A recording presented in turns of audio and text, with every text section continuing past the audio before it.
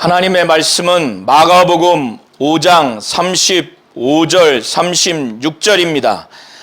아직 말씀하실 때에 회당장의 집에서 사람들이 와서 가로되 당신의 딸이 죽었나이다. 어찌하여 선생을 더 괴롭게 하나이까?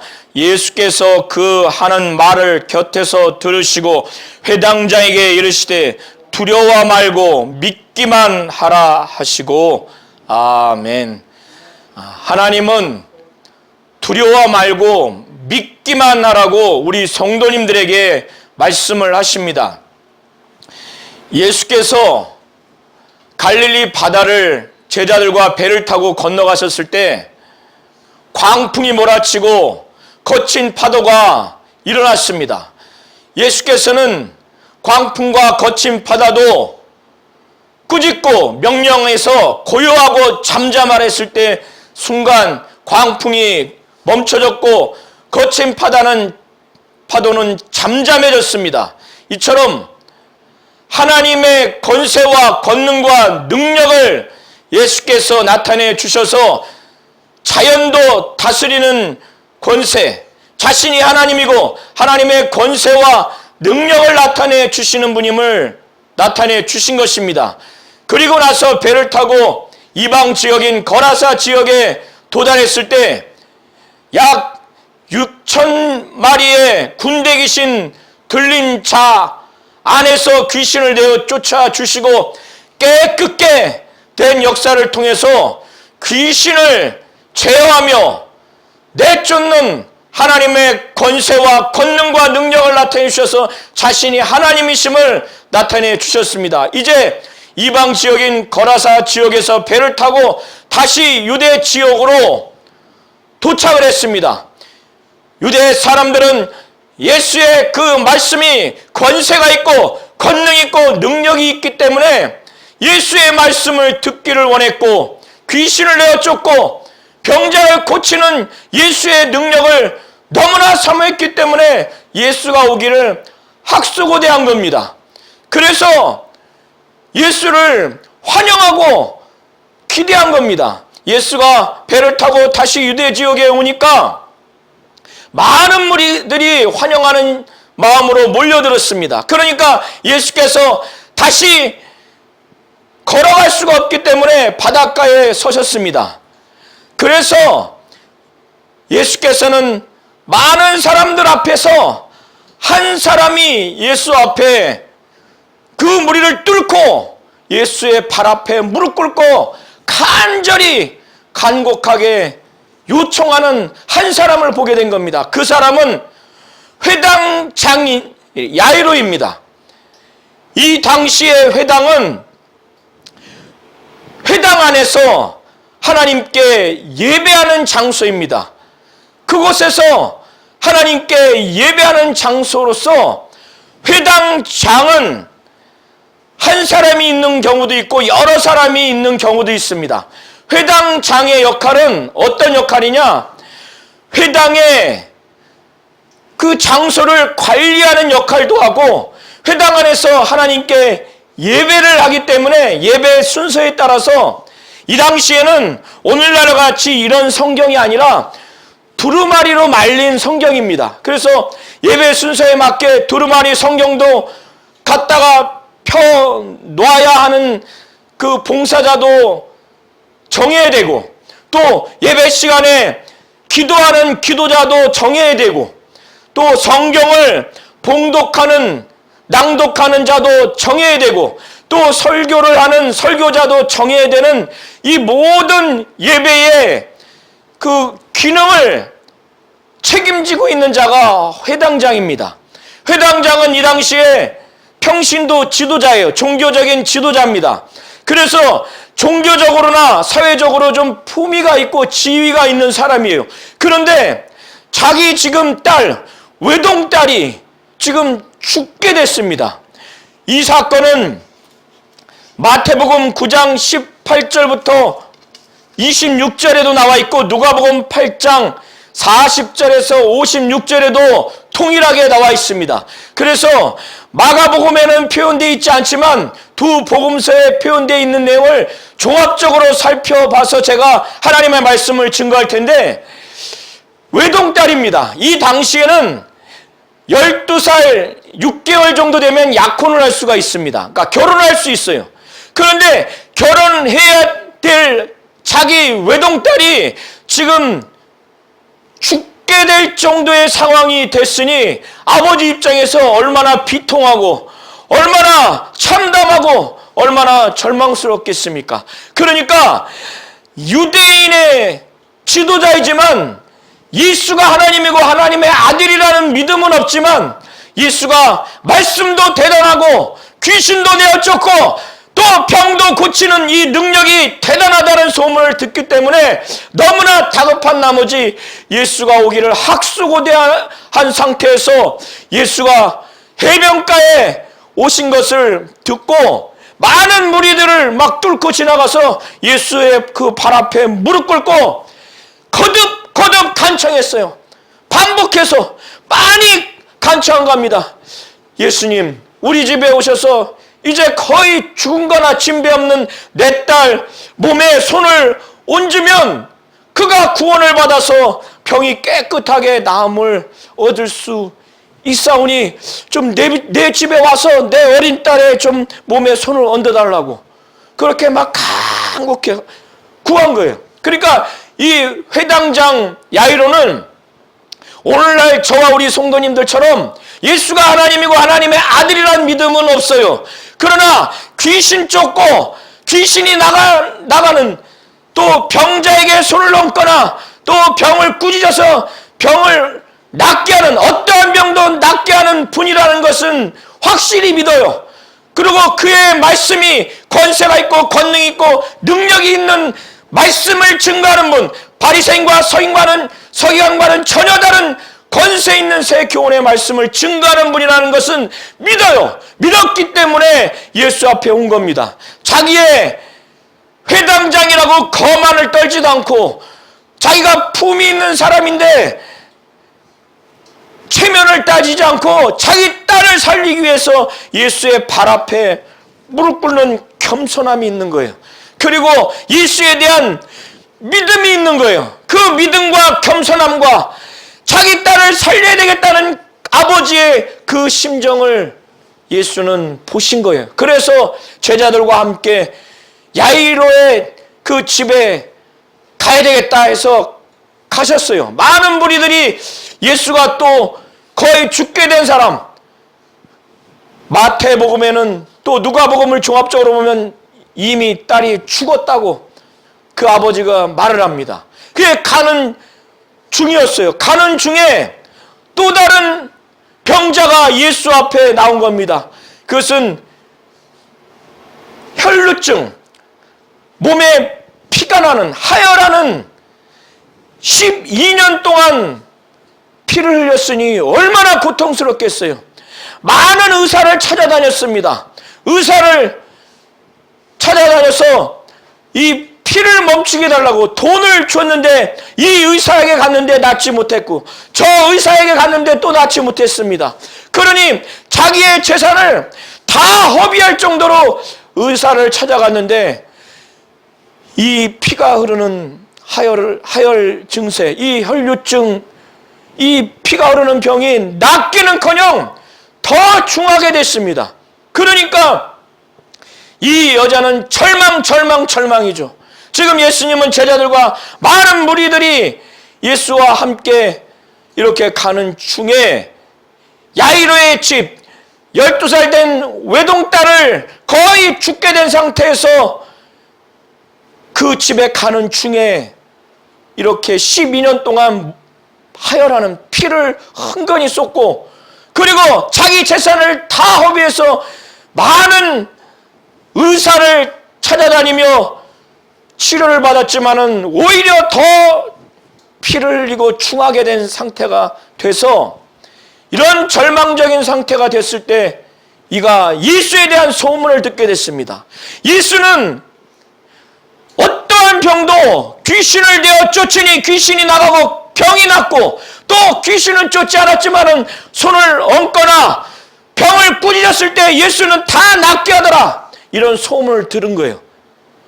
예수의 제자들은 그 앞에서 귀신을 쫓는 장면을 목격했고 병을 고치는 것을 목격한 자지만, 그래서 믿음을 얻었지만 이 12년 동안 피를 쏟는 이 여인은 소문만 듣고 예수에 대한 믿음을 가진 거예요. 어떤 믿음이냐?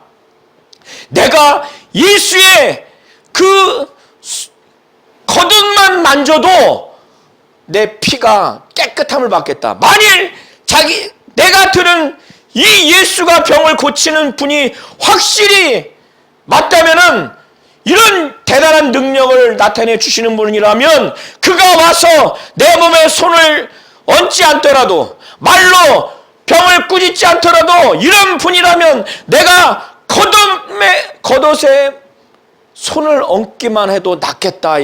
이렇게 말을 하면서 생각을 한 거예요. 그래서 지금 예수와 제자들과 야이로와 함께 야이로의 집에 가는 그 무리들 가운데 그 무리 안에 섞여 들어가서 예수께 한 발 한 발 다가가서 그 겉옷에 손을 댄 겁니다. 손을 댔는데 어떻게 됐을까요? 즉시 피가 멈춰졌어요. 이 여자가 자기도 몸에서 피가 흐르는 그 혈류의 근원이 깨끗함을 받은 것을 자기 몸에 느꼈어요. 몸이 치료가 된 것. 그리고 예수도 자기에게서 이 여인의 피가 멈추게 되는 이 병 고치는 하나님의 능력이 자기에게서 나간 것을 예수도 느꼈습니다. 그래서 예수는 그냥 지나쳐 갈 수도 있었지만은 이 여인이 병 고침을 받았고, 이 여인이 왜 병 고침을 받았는지, 이 병 고친 사실과 이 병이 어떻게 낫는가에 대한 그 원인, 곧 그 믿음으로 인해서 병이 고쳐진 것을 공개하기 위해서, 그리고 이 여인에게 정말 율법에 의해서 부정한 자라고 하는 그 고통, 사회적으로 격리된 고통, 육체적인 고통에서 완전히 구원받았고 자유함을 얻은 자라는 사실을 확인시켜 주기 위해서 이 여인을 공개적으로 드러내는 장면이 지금 기록되어 있습니다. 예수께서는 그러기 위해서 둘러보시면서 이 여인을 찾고자 했을 겁니다. 그래서 둘러보시면서 누가 내 몸에 손을 댔느냐 찾습니다.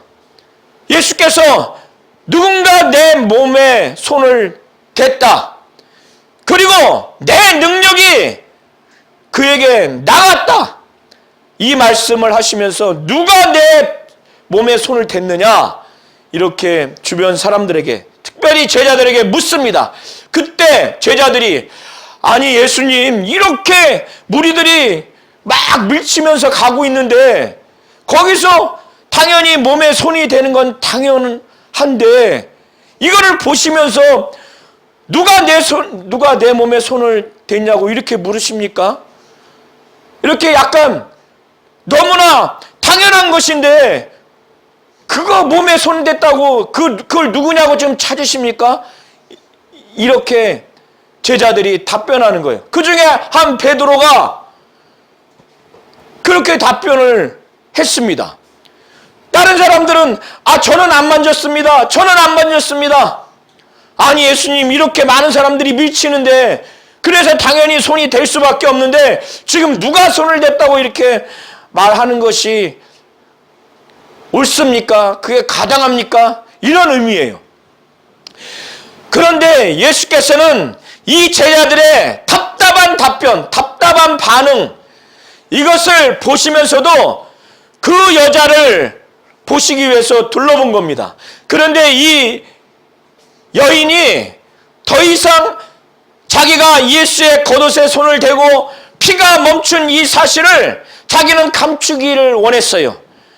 구약 율법에 의하면 레위기에 보시면 하혈한 자를 부정한 자로 여깁니다.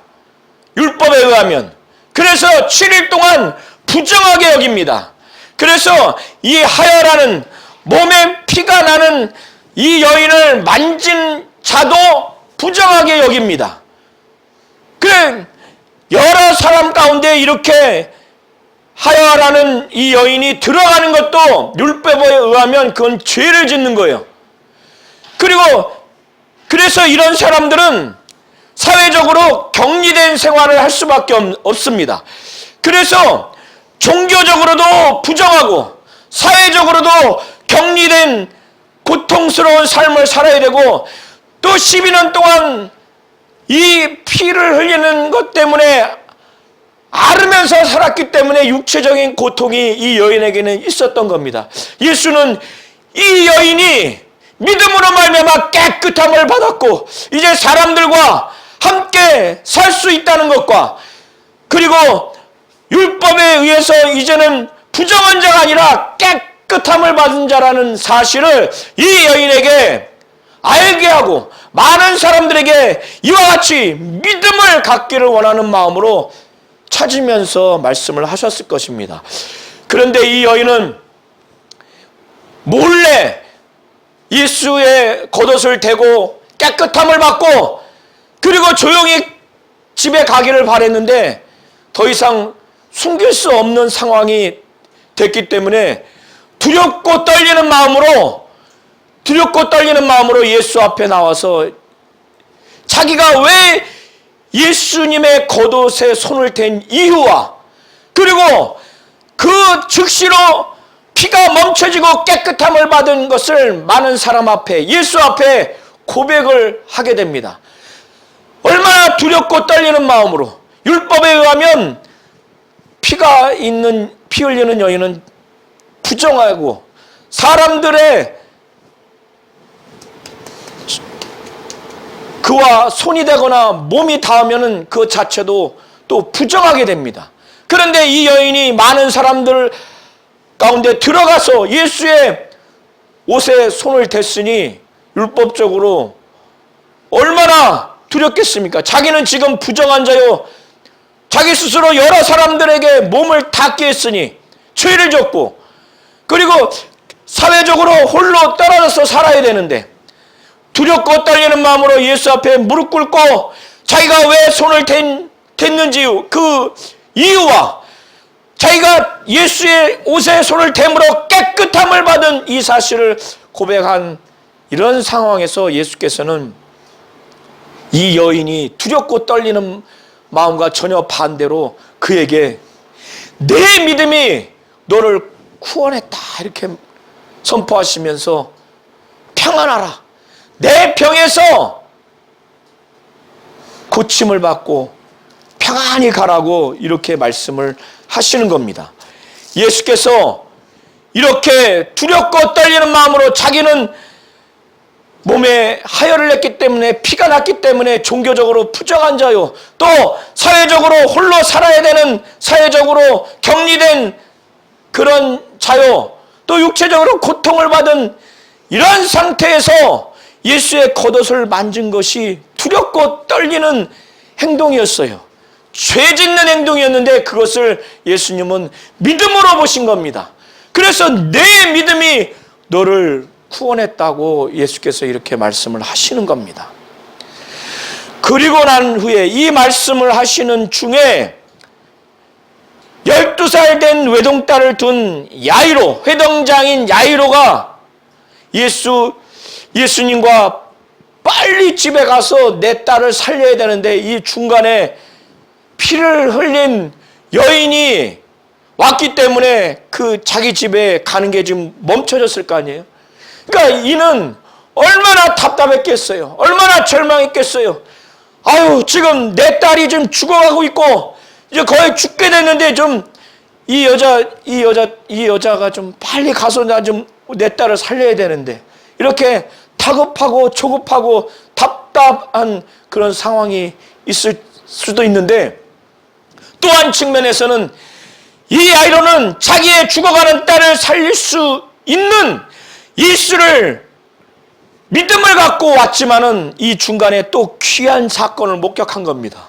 아, 이렇게 12년 동안 병을 앓고 살았던 이 여인을 예수께서 지금 일순간에 낫게 하는 역사. 이것은 예수님이 이 여인에게 병을 꾸짖거나 귀신을 내어 쫓거나 또 그 몸에 손을 얹어서 낫게 한 것이 아니라 일방적으로 이 여인이 예수의 겉옷을 댔는데 하나님의 능력이 그에게 임한 겁니다. 야이로는 믿음을 더 가졌을 수도 있습니다.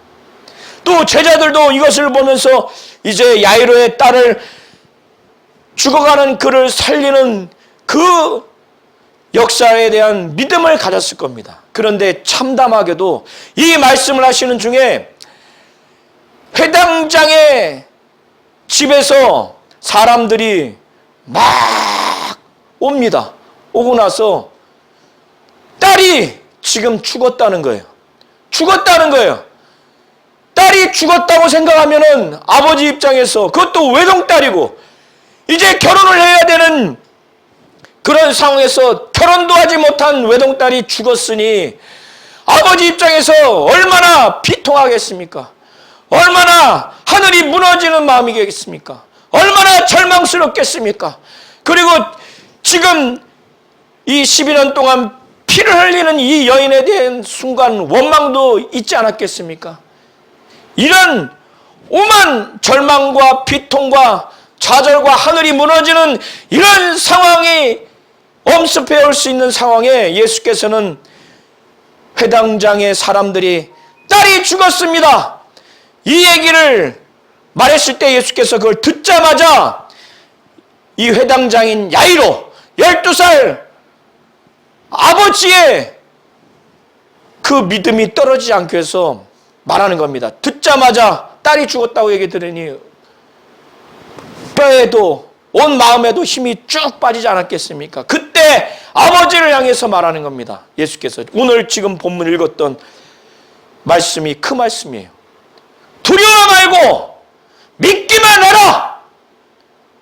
이게 과연 인간적으로 받아들일 수 있는 상황에서 받아들일 수 있는 말씀이 아니에요. 지금 딸이 죽었다고 하는 거예요.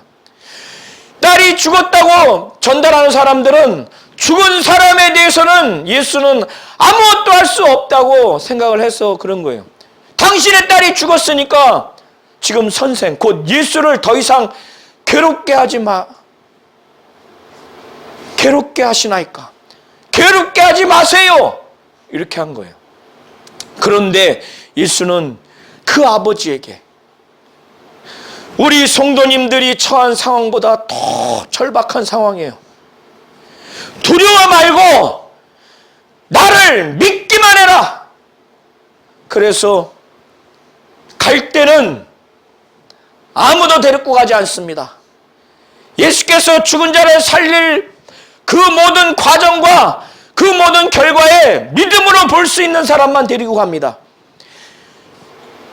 12살 된 어머니와 아버지, 부모와 또 야고보, 요한, 베드로, 예수님의 제자 중에서 수제자 3명만 데리고 그 집으로 갑니다. 가니까 애가 죽었으니 그 죽었을 때 장례 치르는 그 상황이 쭉 전개됩니다. 유대인들은 이 당시에 사람이 죽으면 돈을 주고서 피리 부는 사람도 일꾼도 삽니다. 그리고 곡하는 사람도 사요. 그러니까 그래서 이런 사람들이 많을수록 부자라는 거예요. 그리고 그 장례식이 막 거대하다는 겁니다. 예수님이 제자들과 부모와 함께 갔더니 막 시끌벅적해요. 헌화한다고 하는 것은 떠든다는 거예요. 떠들고 어떤 사람은 우는 사람이 있고 친척도 있고 이웃집도 있겠죠. 그리고 심하게 우는 사람들이 있어요.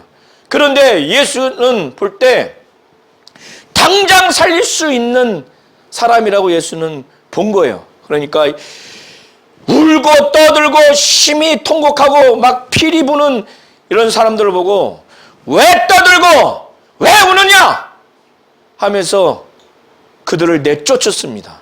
내쫓고 이는 이 어린 애가 죽은 게 아니라 잔다 하니까 예수는 볼 때 살릴 자이기 때문에 잔다고 한 거예요. 요한복음에 보면은 나사로도 예수는 죽은 것이 아니라 잔다고 여긴 거예요. 그래서 그를 깨운다고 말씀을 하십니다.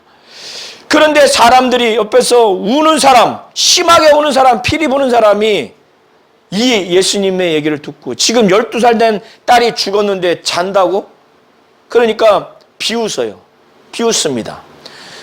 예수는 거기 있는 사람들 다 내쫓은 다음에 이제 죽은 12살을 살리기 위해서 제자 3명과 부모를 데리고 그 시체가 있는 곳으로 들어갑니다. 들어간 다음에 그 12살 된 어린 아이의 손을 잡고 소녀야 일어나라! 아람어로 달리라금!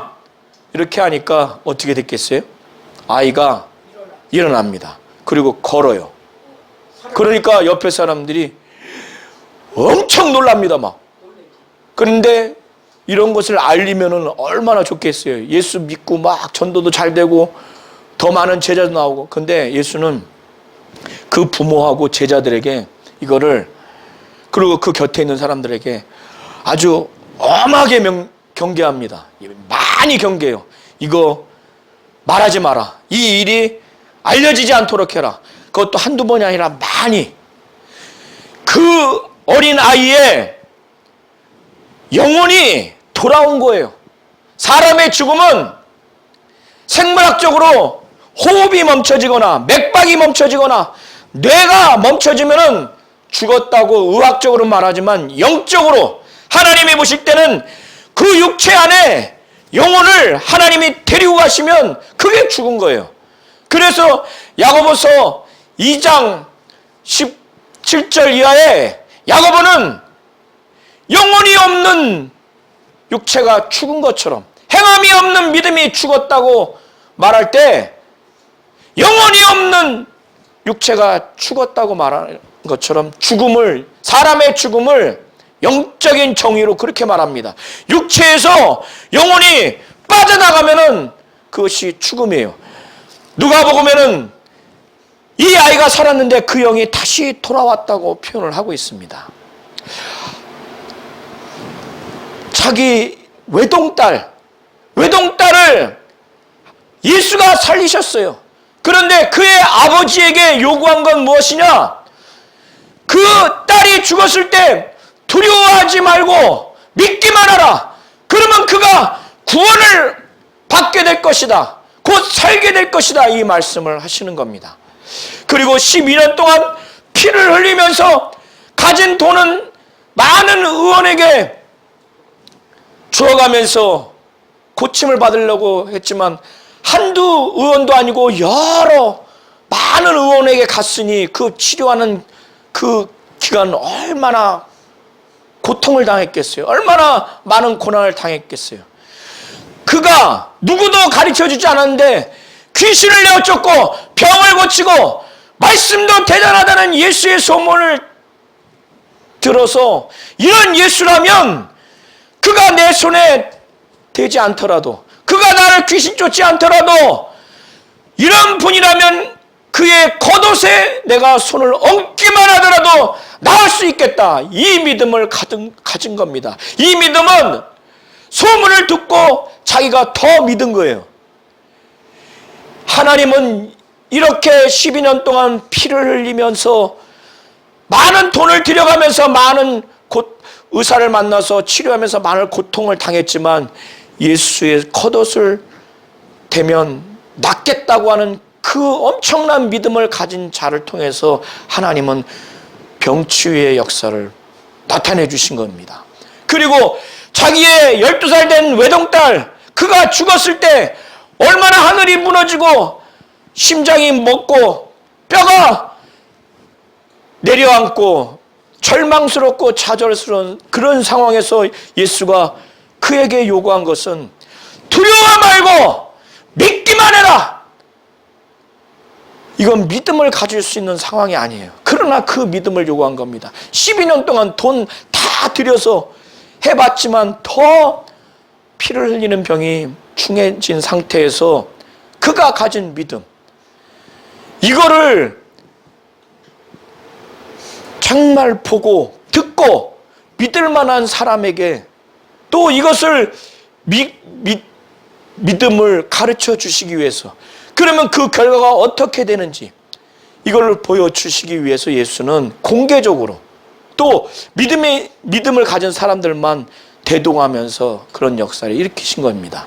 하나님은 우리 성도님들이 육체의 질병과 경제적인 어려움과 어떠한 가정의 불화의 상황에서도 하나님이 우리와 함께 하시고 예수의 말씀과 그 능력이, 귀신 쫓는 능력이, 병 고치는 능력이 대단하다고, 그 말씀이 권세 있고 권능 있고 능력 있는 것을 나타내 주시는 분이 예수라는 믿음이 있다면 이 여인과 같이 이 야이로처럼 큰 믿음, 굉장한 믿음, 하나님도 감동하는 믿음, 이런 믿음을 갖기를 원하는 겁니다.